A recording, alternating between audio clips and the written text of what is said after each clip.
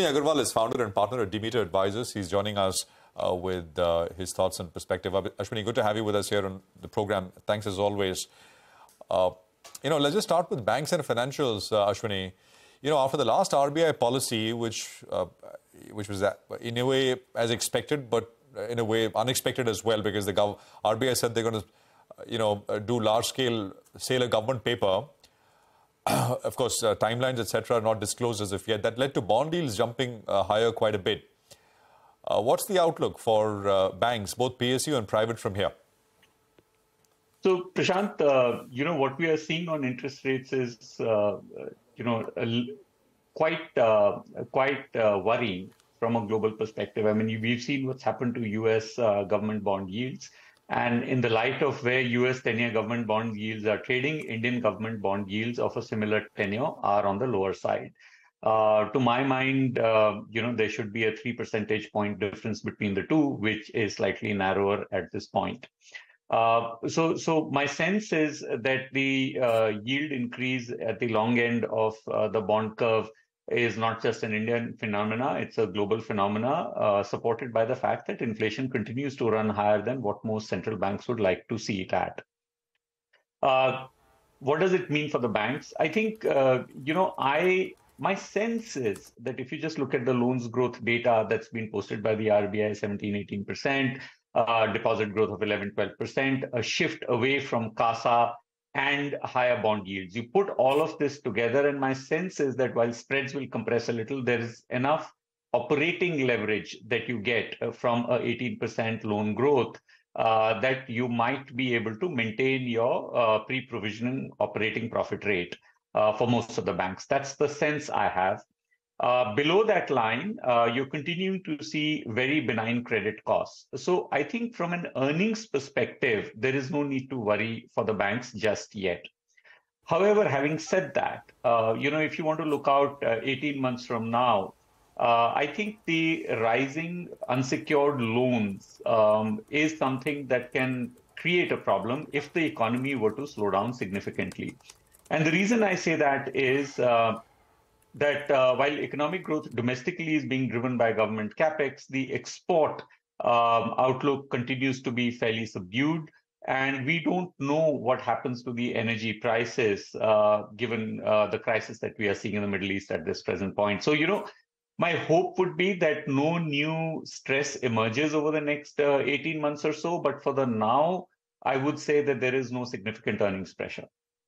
Okay, by the way, there are a lot of stocks that are in focus this morning. Kalyan Jewellers, by the way, has hit a record high. So just keep an eye out on that stock. 6.5% higher now. And this year, Kalyan Jewellers has more than doubled. There's also big buying that you're seeing in real estate stocks. All of them are up about 1 to 3% Keystone Realtors reported their numbers as well. All of them, even the smaller guys like, say, Ajmera Realty, Mahindra Life Spaces, the bigger guys like Soba, Prestige are all in the green right now. Godrej Properties, DLF, all up about 1 to 2%.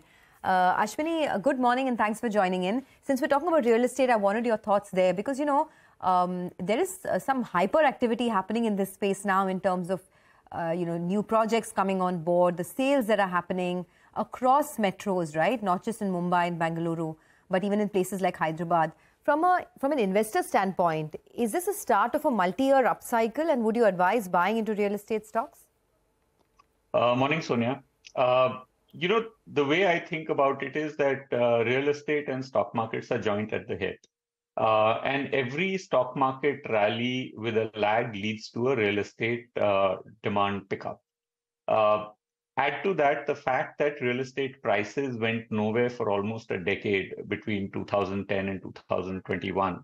And that brought in the affordability of real estate within the grasp of a lot of people that had probably stayed out of the market. In addition to that, you've had a huge amount of wealth creation via the stock market, via ESOPs, via startups. And that's all starting to feed into the real estate economy. You also spoke about Kalyan Jewellers, something I don't own. Yeah. But, the connection I'm trying to make here is that we are also seeing a, continuation of the K-shaped recovery that we used to speak about during the COVID and in the immediate aftermath of the COVID. And so the rich or the well-to-do have a very solid potential to consume. You are seeing that in jewelry. You are seeing that in the Titan numbers that were reported for the month of September, quarter of September. And again, I have no position there.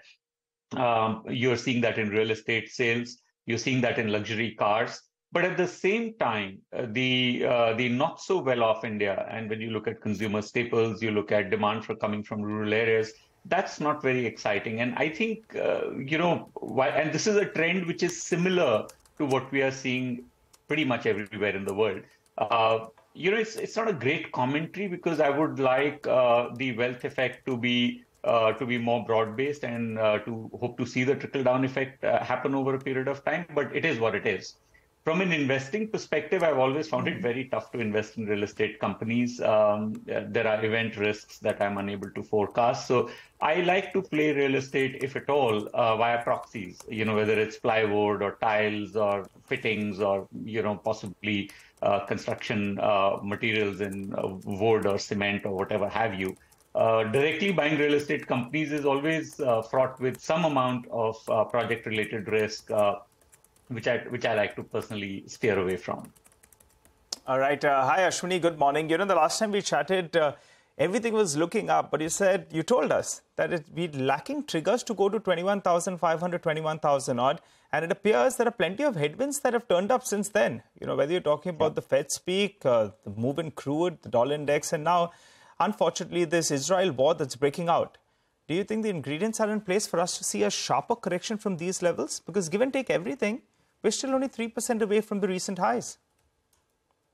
Nigel, what you said is absolutely right. I think, there are all the elements in place for a sharper correction to happen, but whether it will happen or not totally depends upon the domestic investor sentiment. If you think about it, the flows into the market are quite robust. Mutual fund inflows are reasonably robust. Direct inflows are quite robust. And till the domestic investors are comfortable, till there is no imminent real risk to the domestic investor appetite, I think, a very sharp sell-off is out of the question. Now, can we get a 5%, 10% sell-off? Yes, that's possible. I mean, if the global markets were to become very nervous about what's going on in the Middle East, if that escalation of that conflict goes beyond the localized trouble that we are seeing in Israel at this point in time, something else can happen given a lot of uncertainties around interest rates and the accidents that may cause, at the rate at which rates have gone up in the Western world. All these are signs of danger.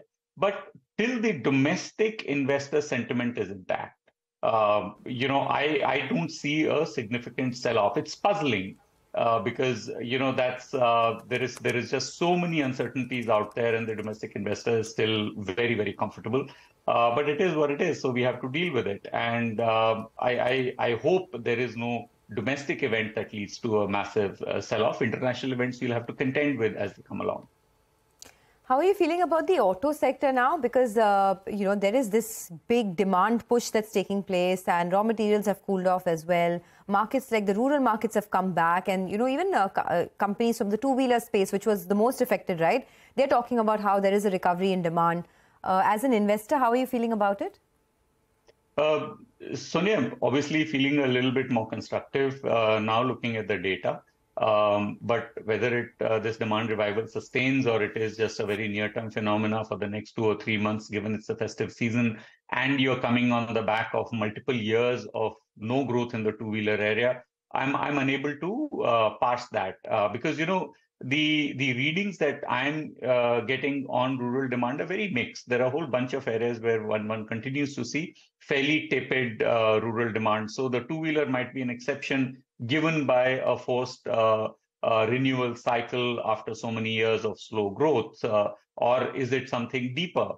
I'm not able to make out. On the premium auto side, whether you're talking about mid-size SUVs or small-size SUVs, or you're talking about premium cars, I think there is a lot of traction there.